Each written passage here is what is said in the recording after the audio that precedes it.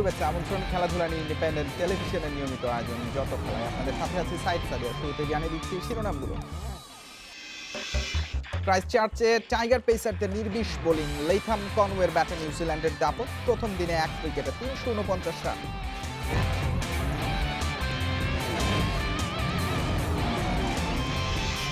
সবুজ উইকেটে ইবাদত তাসকিনদের হতাশা, লাইন লেন্থে মনোযোগ রাখায় জোর গিবসনের, ঘুরে দাঁড়াতে সাহস দিচ্ছেন হেরাত।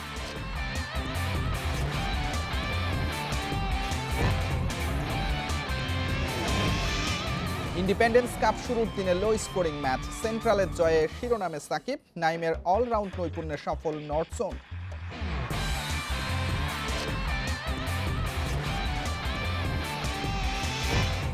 রহমতগঞ্জকে হারিয়ে ফেড কাপের চ্যাম্পিয়ন আবাহনী, দ্বাদশ শিরোপা জিতে আকাশী নীলের উৎসব, এএফসি কাপের প্লে অফ নিশ্চিত।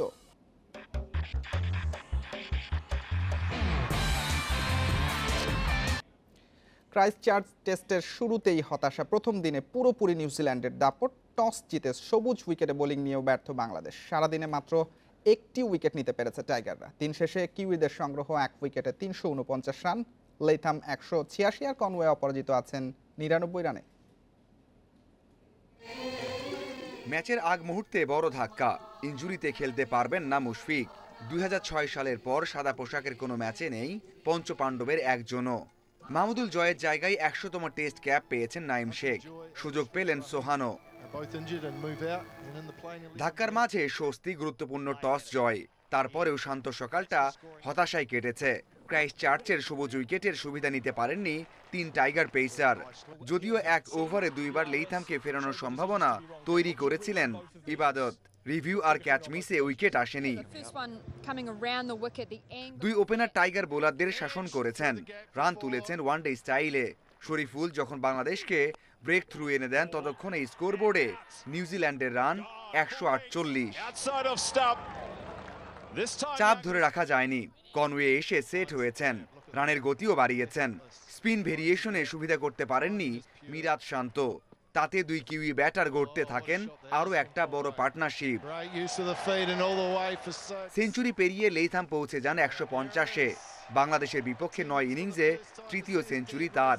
কনওয়ে তুলে নেন 50, তাতে পার্টনারশিপ 150 ছাড়াই নিউজিল্যান্ড 1 উইকেটে পৌঁছে যায় 300-তে। শেষ 10 ওভারে আরও আগ্রাসী ব্যাটিংয়ে 50 রান তুলেছেন 2 ব্যাটার। 99 রানে কনওয়ে আর 186 রানে অপরাজিত আছেন লেইথাম। অবিচ্ছেদ্য 201 রানের পার্টনারশিপে চরম হতাশার একটা দিন কেটেছে বাংলাদেশের। Mazharul Islam, independent news. সবুজ উইকেটে যে লাইন লেন্থে বোলিং করা দরকার ছিল সেটা পারেনি টাইগার পেসাররা, ক্যাচও মিস হয়েছে। সুযোগ কাজে লাগিয়ে প্রথম দিনেই রান পাহাড়ে নিউজিল্যান্ড, তারপরও দ্বিতীয় দিনে ঘুরে দাঁড়ানোর প্রত্যাশা পেস আর স্পিন বোলিং কোচের। প্রথম দিনেই স্কোর বোর্ডে 349। সিরিজে পিছিয়ে পড়া নিউজিল্যান্ড টেস্টের শুরুতেই চাপে ফেলেছে বাংলাদেশকে, 4-এর কাছাকাছি রেখেছে রান রেট। উইকেটও পড়েছে মাত্র 1টি, 50 করে ফিরেছেন ইয়াং। অধিনায়ক লেইথাম ডাবল সেঞ্চুরির পথে, আর কনওয়ে সেঞ্চুরি থেকে মাত্র 1 রান দূরে। কয়েকদিন আগে ইতিহাস গড়া টাইগার বোলাররা হঠাৎই তেজ হারিয়েছেন। লম্বা সময় লাইন লেন্থ ধরে রেখে বল করতে পারেননি পেসাররা। ফিল্ডিংয়ে ছিল সিরিয়াসনেসের অভাব, যার সুযোগ পুরোপুরি কাজে লাগিয়েছেন লেইথাম, কনওয়ে, ইয়াং। শেষ সপ্তাহে আমরা যা করেছি তেমন কিছু করতে পারিনি। উইকেট কন্ডিশন অনুযায়ী বল করতে পারেনি বোলাররা, লাইন লেন্থ কিছুই ঠিক ছিল না। তবে কনওয়ে আর লেথামও দুর্দান্ত খেলেছে। একটা মাত্র উইকেট নিয়েছেন পেসার শরীফুল, যে ইবাদত ছিলেন প্রথম টেস্টের নায়ক। 114 রান দিয়ে এখনও উইকেট শূন্য। স্পিনার মিরাজও সাফল্যহীন। এটা অতি আত্মবিশ্বাস নয়, উইকেট কন্ডিশনের সাথে মানিয়ে নিতে সমস্যা হচ্ছে। আমার মনে হয় দ্বিতীয় দিন শুরুটা ভালো হলে টেস্টে ফিরে আসা সম্ভব। সত্যি বলতে খারাপ একটা দিন গেল। পেসাররা এমন উইকেটে সুবিধা করতে পারেনি, স্পিনাররাও চাপে ফেলতে পারেনি। আমি বিশ্বাস করি নতুন দিনে ভালোভাবে কামব্যাক করবে দল।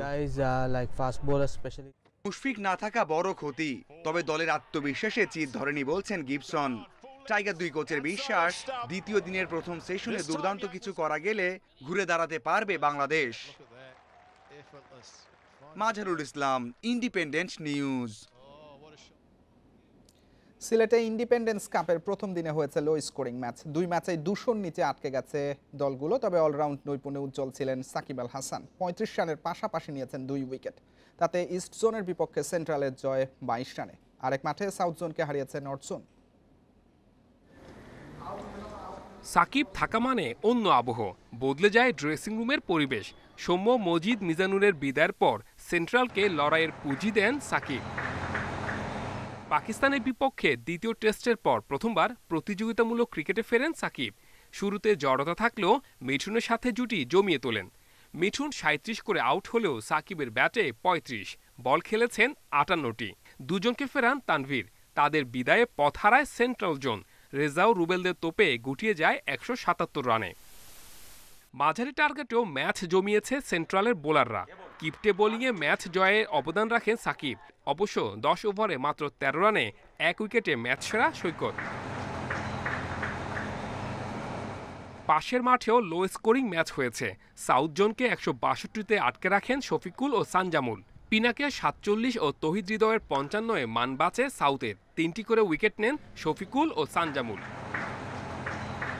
জবাবে পারভেজ ইমন ও নাইম ইসলামের 50-তে এক পেশে জয় পায় north zone. Saiful Majumdar, independent news. ফুটবলের খবর জানাবো। রহমতগঞ্জকে হারিয়ে ফেডারেশন কাপের চ্যাম্পিয়ন আবাহনী ফাইনালে আকাশী নীলের জয় 2-1 ব্যবধানে। ফাইনাল আর টুর্নামেন্টের সেরা হয়েছেন ড্যানিয়েল কলিন্ড্রেস। মৌসুমের প্রথম 2 ট্রফি জিতে ঘরোয়া শ্রেষ্ঠত্ব পুনরুদ্ধারের পথে এগিয়ে গেছে ধানমন্ডির জায়ান্ট। ইতিহাস গড়ার অপেক্ষা রহমতগঞ্জের, বিপরীতে রেকর্ড 12তম শিরোপার হাতছানি আবাহনীর। ফাইনালের আগে ইনজুরি ধাক্কা চিন্তার প্রধান কারণ। শেষ মুহূর্তে ছিটকে যান দলের 2 তারকা দরেলতন ও রাফায়েল। 2 ব্রাজিলিয়ানের অভাব শুরু থেকেই টের পেয়েছে আবাহনী। মাঝমাঠ নিয়ন্ত্রণে রেখে প্রথম আধা ঘন্টা একের পর এক আক্রমণ রহমতগঞ্জের। এগিয়ে যাওয়ার 2টি সুবর্ণ সুযোগ মিস করেন সানডে আর ফিলিপ। সময় গড়াতে ছন্দ খুঁজে পায় আকাশী নীল। নিষ্প্রভ কলিন্দ্রেস হঠাৎই খোলস থেকে বেরিয়ে আসেন, তবে সহজ সুযোগটি মিস করেন অধিনায়ক জীবন। মিনিট 10 পর রাকিবের দারুণ প্রচেষ্টা পূর্ণতা পায়নি গোলকিপারের দৃঢ়তায়। তবে প্রথমার্ধের যোগ করা সময় আবাহনী সমর্থকদের নিরাশ করেননি কলিন্দ্রেস। দারুণ রিফ্লেকশনে বল নিয়ন্ত্রণে নিয়ে বাঁ পায়ে বল পাঠান জালে। স্বস্তি নিয়ে বিরতিতে যায় লেমসের দল। দ্বিতীয়ার্ধেও অব্যাহত আবাহনীর দাপট। ব্যবধান দ্বিগুণে খুব বেশি সময় লাগেনি। 64 মিনিটে প্লেসিং শটে লক্ষ্যভেদ রাকিবের। যদিও 6 মিনিট পরেই 1 গোল শোধ দিয়ে ম্যাচ জমিয়ে দেয় রহমতগঞ্জ। ফিলিপ আজহার গোলে নাটকীয় কিছুর অপেক্ষা তখন। তবে বাকি সময় বিপদ হতে দেয়নি আবাহনীর রক্ষণ, পাল্টায়নি ম্যাচেরও ভাগ্য। 12তম শিরোপা জিতে উৎসব ধানমন্ডি জায়ান্টদের। সেই সাথে নিশ্চিত হয় 2023 এএফসি কাপের প্লে অফ স্পট। আবাহনীর মতো ফিরছে আবার। এখন আমাদের সামনে লিগ চ্যাম্পিয়ন হওয়ার টার্গেট।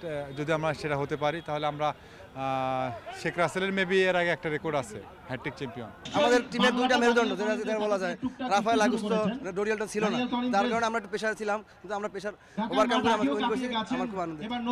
মৌসুম শুরুর 2 টুর্নামেন্টেই আবাহনীর দাপট। তাতে বসুন্ধরা কিংসও পেল সতর্ক বার্তা। জমজমাট এক প্রিমিয়ার লিগের আভাস মিলছে এবারে। Abidur Rahman, independent news, Dhaka. এদিকে ফেডারেশন কাপে সেমিফাইনালের রেফারিং নিয়ে প্রশ্ন তুলেছে সাইফ স্পোর্টিং ক্লাব। এমেরি বাইসিংয়ের পেনাল্টি গোল বাতিলের ঘটনা নিয়ে আপত্তি ক্লাবটির। সংবাদ সম্মেলন করে একাধিক দাবিও তুলে ধরেছে। বিদেশি রেফারি দিয়ে গুরুত্বপূর্ণ ম্যাচ পরিচালনা আর ডাগআউটে বাফুফের কার্যনির্বাহী কমিটির কোনো সদস্যের না থাকার দাবি ক্লাবটির।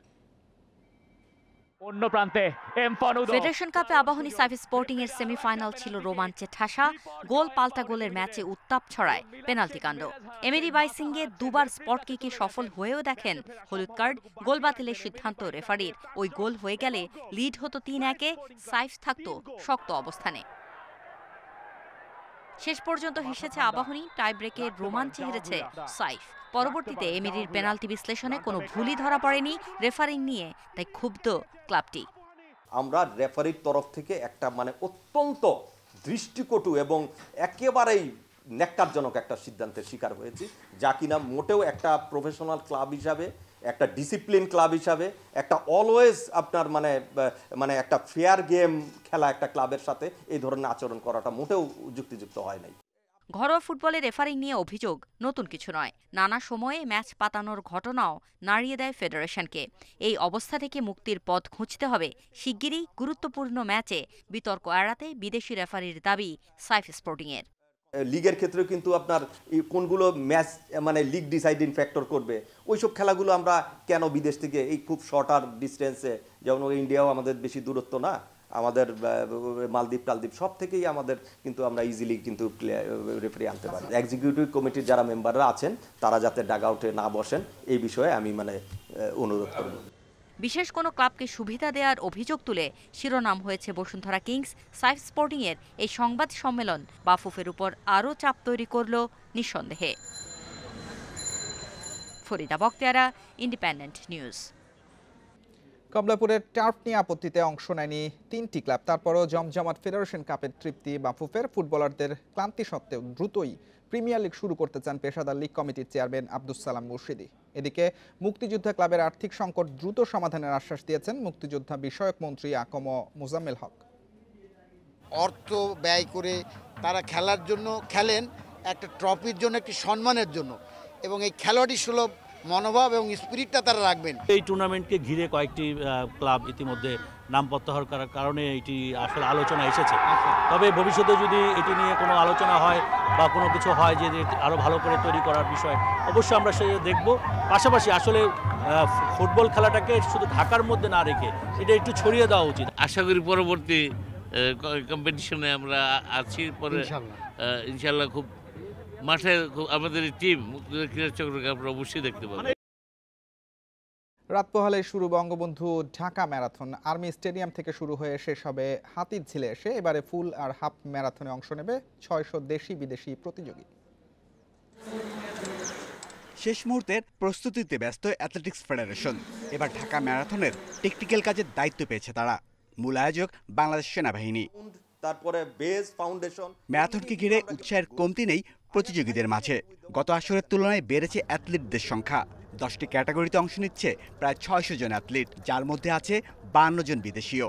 স্বাধীনতা সুবর্ণ জয়ন্তী ইস্যুতে কিন্তু আমরা এটা করছি এবং ভালো সাড়া পড়েছে। গত বছর আপনারা জানেন প্রায় 200 মতো প্রতিযোগী এই ম্যারাথনে অংশগ্রহণ করেছিল।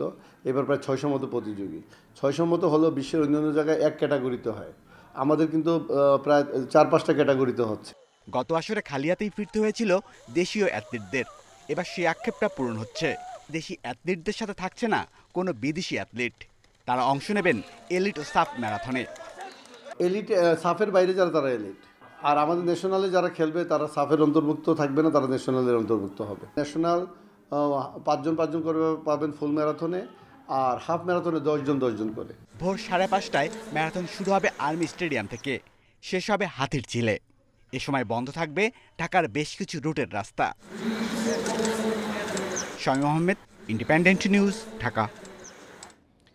দেশে প্রথমবারের মতো পেশাদার বিলিয়ার্ড ও স্নুকার টেবিল বসেছে রাজধানীর বনানী ক্লাবে। দ্রুততম সময়ে 4টি টেবিল বসানোর কাজটি করেছেন বেলজিয়ামের প্যাসকেল জোসেফ। নির্মাতা প্রতিষ্ঠানের পক্ষে এই কাজটি করেছেন তিনি। বাংলাদেশের স্নুকার আর বিলিয়ার্ড দিন দিন জনপ্রিয় হলেও পেশাদার টেবিলের অভাব ছিল এতদিন। বিশ্বকাপ সহ আন্তর্জাতিক বিভিন্ন আসরের টেবিল সেট আপ করলেও এশিয়াতে এই প্রথম কাজ করলেন প্যাসকেল জোসেফ। পেশাদার টেবিল স্থাপনের মাধ্যমে এখন থেকে দেশি ও আন্তর্জাতিক যে কোনো আসর আয়োজনের সুযোগ পাবে Banani club. We were actually glad to be here. Got great help during this installation. বাংলাদেশে পেশাদার বিলিয়ার্ড টেবিল সেট আপ করতে পেরে আমি খুবই খুশি। খেলাটায় আন্তর্জাতিক মানে পৌঁছাতে গেলে ভালো বিলিয়ার্ড টেবিল জরুরি। বনানী ক্লাব সেটা করেছে। এর মাধ্যমে বাংলাদেশের বিলিয়ার্ড খেলোয়াড়রা উপকৃত হবে। ধন্যবাদ জানাচ্ছি আমাদের মাননীয় প্রেসিডেন্ট মিস্টার রুবেল আজিজকে। ওনার উদ্যোগে আমাদের এই ইন্টারন্যাশনাল মানের একটা set up, snooker and billiard set up আমরা এখানে পেয়ে গেছি। আমরা এখন প্রস্তুত আমাদের স্নুকার টুর্নামেন্টের জন্য, ন্যাশনালি বলেন ইন্টারন্যাশনালি বলেন। রোমাঞ্চ ছড়ানো অ্যাশেজের 4র্থ টেস্ট শেষ পর্যন্ত ড্র হয়েছে। হারতে হারতে এ যাত্রায় বেঁচে গেছে ইংল্যান্ড। 388 রানের টার্গেটে 9 উইকেটে 270 রান নিয়ে পঞ্চম দিন শেষ করে সফরকারী দল। বিনা উইকেটে 30 রান নিয়ে শেষ দিনের চ্যালেঞ্জে নামে ইংল্যান্ড। ক্রলি আর স্টোকসের 50-তে ড্রয়ের পথেই ছিল রুটের দল। তবে স্টোকসের বিদায়ের পর থ্রি লায়ন্সের ওপর চড়াও হন কামিন্স। বোল্যান্ডরা থিতু হতে দেননি কোনো ব্যাটারকে। 9 উইকেট তুলে চাপে ফেললেও শেষ পর্যন্ত 1 উইকেটের আক্ষেপ অস্ট্রেলিয়ার। হোবার্টে সিরিজের শেষ টেস্ট শুরু 14 জানুয়ারি। প্রথম 3 ম্যাচ জিতে ট্রফি ঘরেই রেখে দিয়েছে অজিরা।